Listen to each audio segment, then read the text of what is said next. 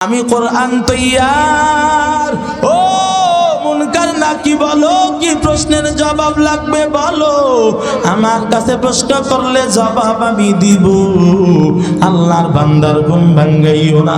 এমন বলার পর অনেক জোরাজুরি যখন করবে মুনকার নাকির, এক পর্যায়ে আল্লাহর কোরআন ডাক দিয়া দিয়া বলবে, রে আল্লাহর বান্দা ও ফিরিস্তারা শোনো, তোমরা আল্লাহর কাছে ফিরিয়া যাও। আল্লাহকে যাইয়া বলো, আল্লাহর কাছে যাইয়া বলো কোরআন তার মাথার পাশে হাজির হয়ে গেছে। দুনিয়ার ভিতর এই বান্দা কোরআনে মহব্বত করার কারণে কোরআন তাকে ভুলে নাই, দুনিয়ার সব মহব্বত তার থেকে চলিয়া গেছে, কোরআনের মহব্বত যাই নাই। ও আল্লাহ, কোরআন আজকে তার মাথার পাশে হাজির, কোরআন বলে জবাব আমি দিব। আল্লাহ কোরআন আমাদেরকে পাঠায়া দিল, সওয়াল জবাব করতে দিল না। এখন আপনি যদি আবার সওয়াল জবাবের জন্য পাঠান, কোরআন জানাইয়া পাঠাইছে, ওই কোরআন জানাইছে আপনার ওই বান্দার খবরে যদি সওয়াল জবাব করতে চান তাহলে কোরআনকে মাইনাস করা লাগবে। আমার আল্লাহ এমন কথা শোনার সাথে সাথে ডাক দিয়া দিয়া বলবে, ও ফিরিস্তারা খবরদার, ওই বান্দার কবরে যাইও না, ওই বান্দারে আমি আল্লাহ মাফ করিয়া দিলাম। এক নাম্বার ইমানের কথা বললাম। দুই নাম্বার নেক আমল। নেক আমল আবার কি জিনিস বলে? নেক আমল নামাজ পড়াটাও নেক আমল, রোজা রাখাটাও নেক আমল, হজ যাকাত করাও নেক আমল, মানুষের সাথে ভালো আচরণ করাটাও নেক আমল। রাসূলের সেই ভবিষ্যৎবাণী আল্লাহর নবী জানায় গেছেন, হে মুসলমানেরা, গজওয়াতুল হিন্দ নামক এক যুদ্ধ তোমাদের সামনে আসবে, যেই যুদ্ধটা হবে ইনসাফের যুদ্ধ। দুনিয়ার মধ্যে ইসলাম কায়েম করার জন্য, প্রতিষ্ঠা ন্যায় প্রতিষ্ঠা করার জন্য এই যুদ্ধ আসবে, নাম হবে গজওয়াতুল হিন্দ।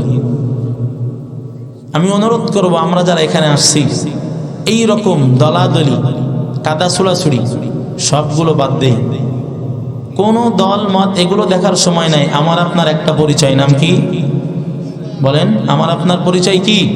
আমরা মুসলমান, এক পরিচয়, আমরা সবাই মুসলমান, আমাদের কোনো দল মত নাই। আমরা ব্যানার, রসুলের ব্যানারে আমরা এক নবীর উম্মত, আল্লাহর ব্যানারে আমরা এক আল্লাহর বান্দা, কোরআনের ব্যানারে আমরা সব এক কোরআনের অনুসারী। কথা কোন ঠিক কি না? নামাজ পড়তে গেলে কোনো মুসলমান পূব দিকে ফিরে নামাজ পড়ে না, সবার বাইতুল্লাহ আমাদের এক, পশ্চিম দিকে ফিরিয়ে আমরা বাইতুল্লাহরে সেজদা করি। কথা কোন ঠিক কি না? সুতরাং আমাদের বাইতুল্লাহর ব্যানারে যেমন ভিন্নতা নাই, রসুলের ব্যানারে ভিন্নতা নাই, আল্লাহর ব্যানারে কোনো ভিন্নতা নাই। আমরা মুসলমান হিসেবে একটা আওয়াজ তুলতে চাই, আমরা মুসলমান এক এবং এক হয়ে থাকতে চাই। কথা কোন ঠিক কি ঠিক না? আল্লাহর নবী বলেন, আল কুফরু মিল্লাতুন ওয়াহিদা, কুফরি শক্তি সব তারা কেমন যেন রসুনের মতো এক, সবাই এক। আমরা মুসলমানের এখন কি বিভক্তি সৃষ্টি করলে হবে? হবে? হে যুবক, তুমি বাঙালি হও কিংবা ইন্ডিয়ান, কিংবা জার্মানি জাপানি কিংবা চাইনিজ রাশিয়ান, স্প্যানিশ ড্যানিশ ফরাসি কিংবা ব্রিটিশ আমেরিকান, আরবি আজমি ইরানি তুরানি তুর্কি বা আফগান, মুসলমান তুমি তো মুসলমান।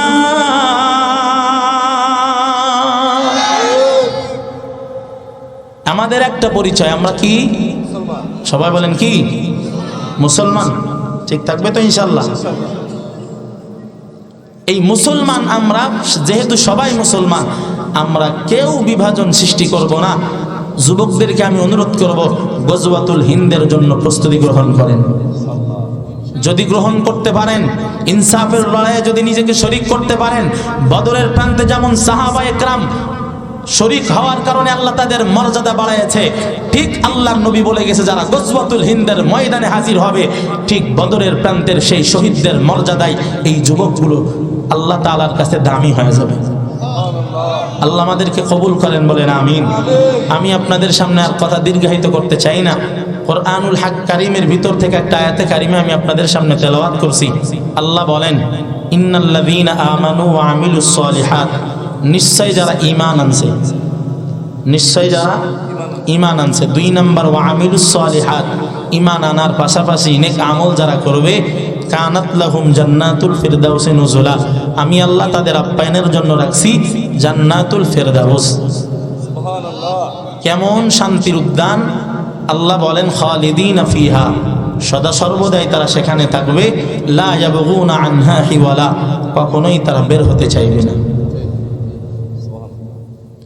আল্লাহর নবী বলেন আহাব্বুল আমালি ইলাল্লাহি আদওয়ামুহা ওয়া ইন কাল্লা, আল্লাহর কাছে ওই আমল সব থেকে দামি যেই আমলটা বান্দা সব সময় করে, যে আমলটা দায়মান করে, এই আমলের দাম আল্লাহর কাছে অনেক দামি।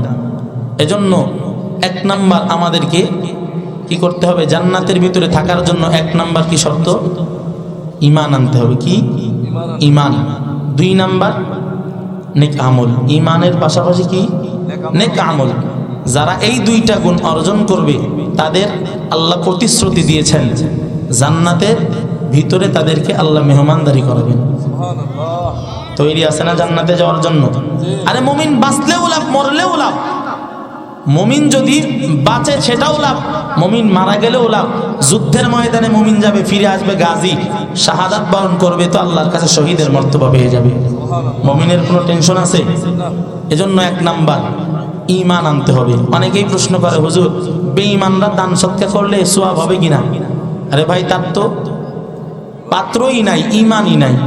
আমি বলি ঈমান হলো পাত্রের নাম। কিসের নাম? পাত্রের নাম। বাজার করতে গেলে পাত্র লাগে না? প্যাকেট লাগে না? আপনি বাজারে গেলে প্যাকেট না নিয়ে গেলে সদাই করবেন, রাখবেন কোথায়? মাছ ধরতে গেলে আপনি পাতিল রাখবেন না, মাছ রাখবেন কোথায়? ঠিক ঈমান হলো পাত্রের নাম। ঈমান হলো পাত্রের নাম, নেক আমল হলো বস্তুর নাম। তো ঈমান না থাকলে দান করে তো কোনো লাভ হবে না। আল্লাহ বুঝার তৌফিক দান করেন, বলেন আমিন। আল্লাহ বলেন ইন্নাল্লাযীনা আমানু ওয়া আমিলুস সালিহাত কানাত লাহুম জান্নাতুল ফিরদাউসি নুজুলা। আল্লাহ বলেন নিশ্চয় যারা ঈমান আনবে, 2 নাম্বার ওয়া আমিলুস সালিহাত, ঈমান আনার পাশাপাশি নেক আমল করবে, তাদের জন্য আল্লাহ রাখছেন জান্নাতুল ফিরদাউস, মেহমানদারির জন্য এমন শান্তির উদ্যান। আল্লাহ বলেন খালিদিনা ফিহা, সদা সর্বদাই তারা ওই ঘরের মধ্যে থাকবে, লা ইয়াবগুনা আনহা হিওয়ালা, কখনোই তারা বের হতে চাইবে না। এমন শান্তির ঘর ঈমানদারদের জন্য আল্লাহ রাখছেন, যেই ঘর এত শান্তির ঘর হবে কখনোই বের হতে চাইবে না। এরে আল্লাহর বান্দারা, ভালো করে শুনেন, 1 নাম্বার ঈমান। 1 নাম্বার কি? আওয়াজ দিয়ে বলেন কি? জান্নাতের মেহমান যদি হতে চাও, 1 নাম্বার ঈমান। ঈমান আনার পর 2 নাম্বার নেক আমল। ঈমান আনার পর ঈমান পরিপূর্ণ হয় 3 জিনিসে। কয় জিনিসে? আর চিল্লা বলেন কয় জিনিস? ঈমান পরিপূর্ণ হয় 3 জিনিসে। 1 নাম্বার ইকরার বিল লিসান, 2 নাম্বার তাসদীক বিল জানান, 3 নাম্বার আমাল বিল আরকান। 1 নাম্বার ইকরার বিল লিসান, জবানের দ্বারা স্বীকার করা। 2 নাম্বার তাসদীক বিল জানান, অন্তরে বিশ্বাস করা। 3 নাম্বার আমাল বিল আরকান, কাজের দ্বারা পরিণত করা। স্বীকার করলাম আল্লাহ এক, অন্তরে বিশ্বাস করা লাগবে, কাজে সেই আল্লাহর পরিণত করা লাগবে। আমার আল্লাহ এক, আল্লাহর গোলামির জন্য আর কাউকে শরীক করা যাবে না, ঠিক কি না? কথা বলেন, একটু শরীক করা যাবে? আল্লাহ বলেন কুল হুয়াল্লাহু আহাদ, আমি আল্লাহ এক, লা শারীকা লাহু, আমি আল্লাহর সাথে কারো শরীক নাই, আমি আল্লাহর সমকক্ষ কেউ নাই। কুল হুয়াল্লাহু আহাদ, ও নবী আপনি জানায়া দেন আমি আল্লাহ এক, আল্লাহুস সামাদ, আমি আল্লাহ বেনিয়াজ, আমি আল্লাহ অমুখাপেক্ষী, লাম ইয়ালিদ ওয়া লাম ইউলাদ, আমি কাউকে জন্ম দেই নাই, আমি কারো থেকে জন্ম নেই নাই। ওয়ালাম ইয়াকুল লাহু কুফুয়ান আহাদ, আল্লাহ বলেন আমি আল্লাহর সমকক্ষ জমিনের ভিতরে আর কেউ নাই। এইটা জবান দিয়ে স্বীকার করা লাগবে। কি এক নাম্বার, কি জবান দিয়ে স্বীকার, 2 নাম্বার অন্তরে বিশ্বাস, 3 নাম্বার কাজের দ্বারা পরিণত করতে হবে। হেরে আল্লাহর বান্দা, আল্লাহ তাআলার হাবিব ডাক দিয়া দিয়া কয়, হে দুনিয়ার মানুষ শুনিয়া নাও, আল্লাহকে বিশ্বাস করবা, এক বলিয়া স্বীকার করবা, আল্লাহর ইবাদতে কাউকে শরীক করবা না। আল্লাহর মতো শক্তিধর কেউ আছে এইটা মনে করা শিরিক। খবরদার, শিরিক করা যাবে না, শিরিক করিও না। ওয়াবুদুল্লাহ, আল্লাহর ইবাদত করো, ওয়ালা তুশরিকু বিহি শাইআ। 2 নাম্বার আমার আল্লাহ নিজেই জানাইয়া দেয়, এ দুনিয়ার মানুষ শুনিয়া নাও, আমি আল্লাহকে এক মানিয়া শিরিক না কইরা যেই বান্দা ইবাদতে মশগুল হবে, আগায়া যাবে, আমি আল্লাহ জানায়া দিলাম দুনিয়ার মানুষ আমি আল্লাহর ইবাদত যদি শিরিক মুক্ত ভাবে করে, আমি আল্লাহর মুলাকাত পাইয়া যাবে। কার মুলাকাত? আল্লাহর মুলাকাত চান? হ্যাঁ, যারা আল্লাহর মুলাকাত চাই, শিরিক মুক্ত আমল যেই বান্দা করবে আল্লাহ তাআলা জানাইয়া দেয়, ও নবী আপনি জানান, যেই বান্দা শিরিক মুক্ত আমল নিয়া আমি আল্লাহর দরবারে হাজিরা দিবে, আমি আল্লাহ জানাইলাম আমি আল্লাহর মুলাকাত তারা পাইয়া যাবে। এ নাটোরের মুসলমান শুনো, দিলের কানটা লাগাইয়া শুনো, আল্লাহ বলেন এ দুনিয়ার গোলামেরা আমি আল্লাহর ইবাদত কর, ঈমান আনার পর ঈমান আনবো। ঈমান 3 জিনিসে পরিপূর্ণ হয়। ঈমান আনতে হয় 7টা বস্তুর উপর। 1 নাম্বার নবী শিখাইলেন আমানতু বিল্লাহ, 2 নাম্বার ওয়া মালাইকাতিহি, 3 নাম্বার ওয়া কুতুবিহি, 4 নাম্বার ওয়া রাসূলিহি, 5 নাম্বার ওয়াল ইয়াউমিল আখির, 6 নাম্বার ওয়াল কদরি খাইরিহি ওয়া শাররিহি মিনাল্লাহি তাআলা, 7 নাম্বার ওয়াল বা'থি বা'দাল মাউত। 1 নাম্বার ঈমান আনবো, আল্লাহর উপরে ঈমান। দুনিয়াতে আমাকে বানাইছে কে? আরো জোরে বলেন কে? দুনিয়াতে বানাইছে একমাত্র আল্লাহ, একমাত্র আল্লাহই বানাইছে। আল্লাহ বলেন আর রহমান আল্লামাল কুরআন খালাকাল ইনসান। আল্লাহ বলেন হে দুনিয়ার মানুষ আমি আল্লাহ তোমাদেরকে বানাইলাম, আর কেউ তোমাদেরকে বানাই নাই, দুনিয়ার কেউ তোমারে বানাই নাই, বানাইলাম একমাত্র আমি আল্লাহ। এ হিন্দুর দল হরে কৃষ্ণ তোমাকে বানাই নাই, বৌদ্ধের দল গৌতম বুদ্ধ তোমাদেরকে বানাই নাই, বানাইলাম আমি আল্লাহ। একমাত্র গোলামি করো আমি আল্লাহর। যদি গোলামি করতে পারো, আল্লাহর গোলামি করলে কি লাভ হবে? আল্লাহ বলে আমি আল্লাহর গোলামি করলে ইবাদতের মাধ্যমে জান্নাতের মালিকানা তুমি পাইয়া যাবা। हर के दारद खौफे हक दर दिल मदाम जन्नतुल मअवा देहद उरा मकाम जुज़बा हक ची जे मखा अज इंसुजा फजल उआ मस्ते दर जुमला जहा। দুনিয়ার ভিতরে আল্লাহ মানুষ বানাইছেন লক্ষ লক্ষ কোটি কোটি, সব মানুষকে আল্লাহ ভালোবাসে না, পছন্দ করে না। এক শ্রেণীর মানুষকে আল্লাহ ভালোবাসে। নবী বলেন গুণের মানুষ যারা তাদেরকে আল্লাহ ভালোবাসেন। তাদেরকে ভালোবাসেন সবাই মানেন। কাদের? গুণের মানুষ। গুণের মানুষ কারা? এ দুনিয়ার গোলাম শুনো, গুণের মানুষ তারা আমি আল্লাহর কিয়াম করে যারা, আমি আল্লাহকে ভয় করে যারা, আল্লাহ তাআলা বলেন আমাকে যারা ভয় করে, ইবাদতের ভিতরে যারা নিজেকে রাখে, ওয়া আম্মা মান খাফা মাকামা রাব্বিহি ওয়া নাহান নাফসা আনিল হাওয়া। এক নাম্বার আল্লাহ জানায়, এ দুনিয়ার গোলাম, এক নাম্বার শুনো, আমি রবের সামনে দাঁড়ানোর ভয় পাই। দুই নাম্বার ভয় পাইয়া গুনাহ থেকে নিজেকে ফিরাইয়া রাখে। এরা গুণের মানুষ, আর এই গুণের মানুষের জন্য আমি আল্লাহ রাখছি জান্নাত। গুণের মানুষের জন্য কি জান্নাত রাখছে আল্লাহ। যারা গুণের মানুষ, কারা গুণের মানুষ? বলে আল্লাহর ভয় দিলের ভিতরে যারা রাখে তারা গুণের মানুষ। আল্লাহর ভয়ে গুনাহ থেকে ফিরে আসে, এরা গুণের মানুষ। এরে নবীর উম্মতের দল, গুণের মানুষ আমি আপনি হইতে পারলাম কিনা ভাবিয়া দেখেন। গুণের মানুষ যদি হইতে না পারো, ওই জান্নাতে যাওয়ার আশাও কিন্তু করা যাবে না। এরে আল্লাহর গোলামেরা শুনো, মায়ার নবী ডাক দিয়া দিয়া কয়, যারা আল্লাহর ভয় করে আমার আল্লাহ তাদেরকে বড় মহাব্বত করে। এরে আল্লাহর গোলাম বাদশাহ হারুনুর রশিদ রাহমাতুল্লাহি আলাইহি ডাক দিয়া দিয়া কয়, এ দুনিয়ার গোলাম ভালো করে শুনিয়া নেন।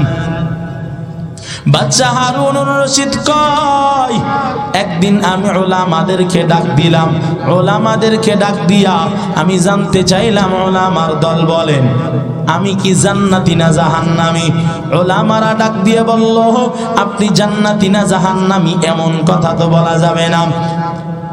সব ওলামারা যখন এমন নীরব নিস্তব্ধ জবাব দিল, আপনি জান্নাতি মানুষ না জাহান্নামী মানুষ এমন তো বলা যাবে না, তবে এতটুকু বলা যাইতে পারে এই গুণ যার ভিতরে থাকবে, এই গুণগুলা জান্নাতি মানুষের গুণ।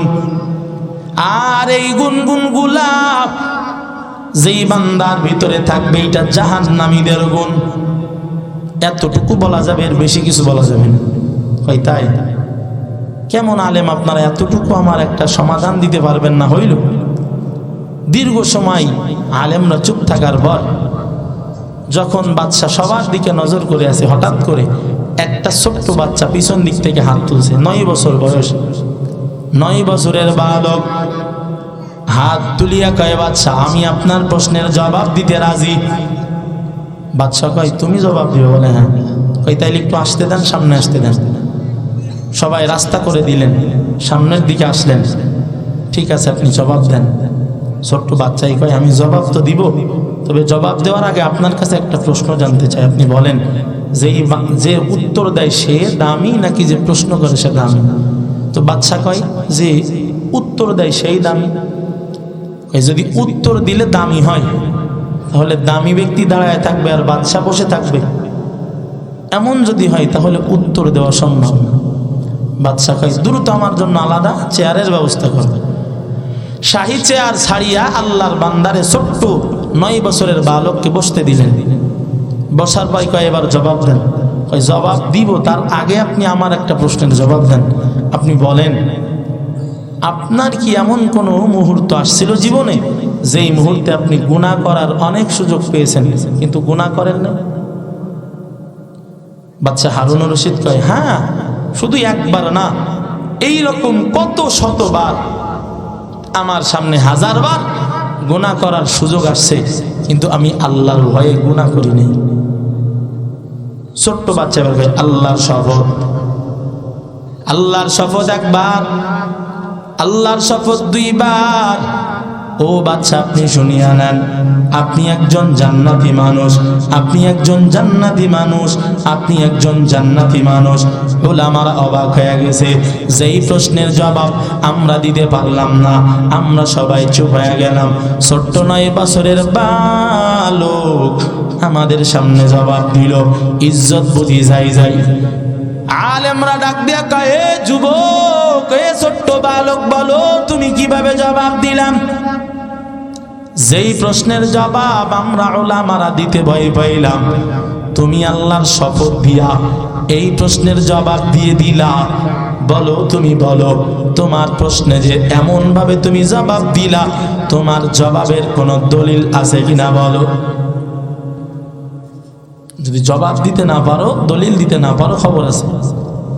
আল্লাহর বান্দা 9 বছরের বালক ডাক দিয়া দিয়া কয়, এ উলামার দল, আমার কাছে দলিল আছে, আছে ছোটখাটো কিতাবের দলিল নাই, আমার কাছে এমন দলিল আছে যেই দলিলের উপরে আর কোনো দলিল হয় না। কি দলিল বলো? বলে আমার কাছে দলিল আছে, দলিল হলো আল্লাহর কুরআন। এই কালামে জিন্দা কুরআনে হাকিম, হিকমতে ও লা ইয়াজালাস্তু কদিম, জামিউল ইলম ফিল কুরআনে হাকিম, تقاصرت عنه أفهام الرجالين بخا قرآن كلام الله بشنو قديماستي قديماستي نينا ছোট্ট বান্দা ডাক দিয়া দিয়া কয়, এ উলামার দল শুনো, আমার কাছে দলিল আল্লাহর কুরআন সূরাতুন নাজিআত 40 নম্বর আয়াত 41 নম্বর আয়াত। আমার আল্লাহ ডাক দিয়া দিয়া কয়, ওয়া আম্মা মান খাফা মাকামা রাব্বিহি ওয়া নাহান নাফসা আনিল হাওয়া ফা ইন্নাল জান্নাতা হিয়াল মাওয়া। আল্লাহ তাআলা নিজেই জানাইছে, আমি আল্লাহর ভয় যারা করবে, এই ভয় নিজেকে গুনাহ থেকে দূরে রাখবে, আমি আল্লাহকে ভয় পাইয়া গুনাহ থেকে পিছায় থাকবে, ওই বান্দার জন্য আমি আল্লাহ জান্নাত রাখছি। সুবহানাল্লাহ। এরে আল্লাহর বান্দা, আল্লাহ কয় এরাই জান্নাতি মানুষ। এ নাটোরের মুসলমান, ভালো করে শুনিয়া নেন, আল্লাহর জান্নাতে যদি যেতে চান, 1 নাম্বার ঈমান আনতে হবে আল্লাহর উপর। যারা ঈমান আনবে তারা আল্লাহকে তো ভয় করবে, গুনাহ তো তারা করবে না। ঠিক কি ঠিক না? আল্লাহর ভয়, আল্লাহর রুবুবিয়াতের ভয় যার দিলের ভিতরে থাকবে, সে তো এটা বিশ্বাস করবে, আমি 7 সমুদ্র 13 নদীর নিচেও যদি থাকি, আমি ঘরের অন্ধকারের ভিতরেও যদি থাকি, আমি যদি অতই অন্ধকারের ভিতরে গুনাহ করি, কেউ দেখবে না, কিন্তু আমার আল্লাহ চোখ ফাঁকি দিতে পারবো না। ঠিক কি না? ফাঁকি দেওয়া যাবে? ফাঁকি দেওয়া যাবে না। এজন্য যারা ঈমান আনবে, 1 নাম্বার ঈমান আনা লাগবে আল্লাহর উপরে। আমানতু বিল্লাহ। আল্লাহর উপরে যারা ঈমান আনছো, এ যুবক, গুনাহ করিও না। যারা আল্লাহর উপরে ঈমান আনছে তারা গুনাহ করতে পারে না। মা মানিত তাকওয়া, বলে তাকওয়া আবার কি জিনিস? তাকওয়া এটা আবার কি? বলে আল ইহতিরাজু আনিল মাসিয়াত। তাকওয়া এমন জিনিস, বলে যার দ্বারা বান্দা গুনাহ থেকে দূরে যাইতে পারে, গুনাহ থেকে বিরত থাকতে পারে। এরে আল্লাহর বান্দা, এইজন্য আল্লাহর উপরে ঈমান আনা মানে দুনিয়ার একজন পুলিশরে ভয় পাও, কারণ ওই পুলিশের কাছে এমন ক্ষমতা আছে যে তোমারে যখন তখন হ্যান্ডকাপ লাগাইতে পারে। এজন্য পুলিশরে ভয় পাও। 2 নাম্বার র‍্যাবরে ভয় পাও, বলে যখন তখন ক্রাশ দিতে পারে। এরে আল্লাহর বান্দা, একজন বিচারকরে ভয় পাই, বলে বিচারককে কেন ভয় পাও? বলে বিচারকের ভয় জন্য পাই, কারণ ওই বিচারক আমার অপরাধের বিচার করতে পারবে, ফাঁসির রায় দিতে পারবে, এজন্য বিচারকরে ভয় পাই। অথচ আমার আল্লাহ এমন ক্ষমতাদার মালিক, এমন কুদরতওয়ালা, ওই আল্লাহর ভয় আমার অন্তরের ভিতরে নাই। এরে আল্লাহর বান্দা, আল্লাহর বান্দা যদি আল্লাহর ভয় ভয় আমার আপনার ভিতরে থাকতো, ওই বান্দা গুনাহ করতে পারতো না। আমার আল্লাহ কেমন কুদরতওয়ালা। আল্লাহর নবীর সাহাবী রাইসুল মুফাসসিরিন আব্দুল্লাহ ইবনে আব্বাস রাদিয়াল্লাহু তাআলা আনহু বলেন, হে যুবক ভালো করে শুনো, রাইসুল মুফাসসিরিন বলেন, যেই বান্দা আল্লাহকে ভয় করবে, এমন ভয় করবে, আমার আল্লাহ কেমন কুদরতওয়ালা জানো। 7 সমুদ্র 13 নদীর নিচে যদি একটা ছোট্ট পিপিলিকা, পানির পোকার মতো একটা পোকা যদি কালো পাথরের উপরে হাঁটা চলা করে, ওরে দুনিয়ার কেউ দেখবে না, আমার আল্লাহর কুদরতি কানে শুনবে পায়ের আওয়াজ, আমার আল্লাহর কুদরতি চোখ ফাঁকি দিতে পারবে না। ঠিক কিনা? পারবে? এমন কুদরতওয়ালা আল্লাহ। সুতরাং ওই আল্লাহর উপরে ঈমান আনলে এমন ঈমান আনতে হবে, আল্লাহ বলে, ইয়া আইয়ুহাল্লাযীনা আমানুত্তাকুল্লাহ, হে ঈমানদারেরা আমি আল্লাহকে ভয় করো। ভয় করার মতো হাক্কা তুকাতিহি, ভয় করার মতো ভয় করতে হবে। কেমন ভয়? বলে ওসিরে যেমন ভয় পাও, পুলিশরে যেমন ভয় পাও, একজন বিচারকরে যেমন ভয় পাও, তার চাইতে কম না বেশি? বলেন বেশি না কম? কেন বেশি ভয়? এমন ভয় এজন্য পাইতে হবে কারণ আমার আল্লাহর চোখ তো ফাঁকি দেওয়া যায় না, ওসির চোখ ফাঁকি দেওয়া যায়, ম্যাজিস্ট্রেটের চোখ ফাঁকি দেওয়া যায়, আল্লাহর চোখ ফাঁকি দেওয়া যায় না। আল্লাহ কয়, ইন্নাল্লাহা আলা কুল্লি শাইইন কাদির। আল্লাহ বলেন, আমি এমন কুদরতওয়ালা, প্রত্যেকটা শায়ের উপরে আমি আল্লাহর কুদরত আছে, আমি আল্লাহর শক্তি আছে, আমি আল্লাহকে ফাঁকি দিতে পারবা না। 2 নাম্বার, ওয়া মালাইকাতিহি, ফেরেশতাদের উপর ঈমান আনতে হবে, ফেরেশতাদের উপর ঈমান আনা লাগবে। 3 নাম্বার, ওয়া কুতুবিহি, কিতাবের উপর ঈমান আনা লাগবে। 4 নাম্বার, ওয়া রাসূলিহি, রাসূলের উপরে ঈমান আনা লাগবে। আমার আপনার রাসূলের নাম কি? সবাই বলেন, বলেন, আমার আপনার রাসূলের নাম কি? মুহাম্মাদুর রাসূলুল্লাহ। বলেন, মুহাম্মাদুর রাসূলুল্লাহ। মুহাম্মদ হামিদে হামদ দুরুদ আস্ত, খুদা হামদে মুহাম্মদ হামিদে বাস। আমার নবীর উপর ঈমান, কেমন ঈমান লাগবে রে ভাই? এমন ঈমান লাগবে, আমার রাসূল যা বলছে, যা আনছে, আমার রাসূল যেটা করতে বলছে, যেটা নিষেধ করছে, ওই সবগুলোকে মানা রাসূলের উপরে ঈমান। আল্লাহ বলেন, মা আতাকুমুর রাসূলু ফাখুযু ওয়া মা নাহাকুম আনহু ফান্তাহু। আমার নবী যা তোমাদের জন্য আনছে ওইগুলোকে আঁকড়ে ধরতে হবে, নবী যেইগুলা নিষেধ করছে এইগুলা ছাড়িয়ে দিতে হবে। এইটা হলো নবীর প্রতি ঈমান। এরে আল্লাহর বান্দা, নবীর প্রতি ঈমান যারা আনছে, নবীর প্রতি ঈমান আনার দ্বারা খবরদার, নবী যা আনছে, বলে নবী আনছে কোরআন, এই কোরআনের উপরে ঈমান আনো। যারা কোরআনের উপরে ঈমান আনতে পারবে, মায়ার নবী বলেন, ইযা উযিআল মাইতু ফি কবরিহি জাআল কুরআনু ইনদা রাসিহি। কোরআনের উপরে যারা ঈমান আনবে, এই কোরআন মৃত্যুর পর সব তারপর করিয়া দিবে, দুনিয়ার সব মহব্বত তার থেকে দূরে চলিয়া যাবে। কিন্তু কোরআনের উপর ঈমান যেই বান্দা আনবে ওই বান্দার মাথার পাশে গিয়া কবরের মধ্যে কোরআন দাঁড়াইয়া যাবে। ফেরেশতারা যখন আসবে, ফেরেশতারা মুনকার নাকির সওয়ালের জবাবের জন্য আসবে।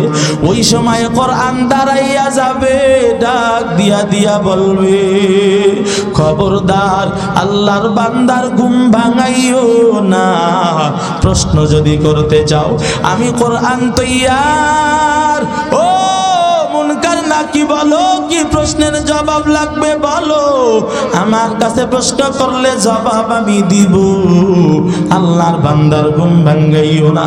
এমন বলার পর অনেক জোরাজুরি যখন করবে মুনকার নাকির, এক পর্যায়ে আল্লাহর কোরআন ডাক দিয়া দিয়া বলবে, রে আল্লাহর বান্দা ও ফেরেশতারা শোনো, তোমরা আল্লাহর কাছে ফিরিয়া যাও। আল্লাহকে যাইয়া বলো, আল্লাহর কাছে যাইয়া বলো কোরআন তার মাথার পাশে হাজির হয়ে গেছে। দুনিয়ার ভিতর এই বান্দা কোরআনরে মহাব্বত করার কারণে কোরআন তাকে ভুলে নাই, দুনিয়ার সব মহাব্বত তার থেকে চলিয়া গেছে, কোরআনের মহাব্বত যাই নাই। ও আল্লাহ, কোরআন আজকে তার মাথার পাশে হাজির, কোরআন বলে জবাব আমি দিব। আল্লাহ কোরআন আমাদেরকে পাঠায়া দিল, সওয়াল জবাব করতে দিল না। এখন আপনি যদি আবার সওয়াল জবাবের জন্য পাঠান, কোরআন জানাইয়া পাঠাইছে, ওই কোরআন জানাইছে আপনার ওই বান্দার খবরে যদি সওয়াল জবাব করতে চান তাহলে কোরআনকে মাইনাস করা লাগবে। আমার আল্লাহ এমন কথা শোনার সাথে সাথে ডাক দিয়া দিয়া বলবে, ও ফেরেশতারা খবরদার ওই বান্দার খবরে যাইও না, ওই বান্দারে আমি আল্লাহ মাফ করিয়া দিলাম। এক নাম্বার ইমানের কথা বললাম। দুই নাম্বার নেক আমল। নেক আমল আবার কি জিনিস বলে? নেক আমল নামাজ পড়াটাও নেক আমল, রোজা রাখাটাও নেক আমল, হজ যাকাত করাও নেক আমল, মানুষের সাথে ভালো আচরণ করাটাও নেক আমল, মাদ্রাসা মসজিদে দান সদকা করাও নেক আমল, বাবা মার সাথে ভালো আচরণটাও নেক আমল। এরে আল্লাহর বান্দা প্রতিবেশীর সাথে ভালো আচরণটাও নেক আমল। যদি এই রকম নেক আমল তুমি করতে পারো, এই নেক আমলগুলো তোমার নাজাতের ওসিলা হয়ে যাবে। এরে আল্লাহর বান্দা, নেক আমল এমনি হবে না, এমনি হবে না। যেই বান্দা সব কাজ করবে আল্লাহর জন্য, যা করবে যা বলবে সব আল্লাহর জন্যই করবে, আল্লাহর জন্যই বলবে, ওই বান্দা সকাল থেকে সন্ধ্যা, সন্ধ্যা থেকে সকাল সব কাজগুলা ওই বান্দার জন্য হবে নেক আমল। এই নেক আমল যারা করবে আল্লাহর চারটা পুরস্কার তাদেরকে দুনিয়াতেই নগদ নগদ দিবে। ওইটা পুরস্কার। নেক আমল যারা করবে আল্লাহর জন্যই করবে, আল্লাহর জন্যই বলবে, আল্লাহর রাজির জন্যই করবে বলবে।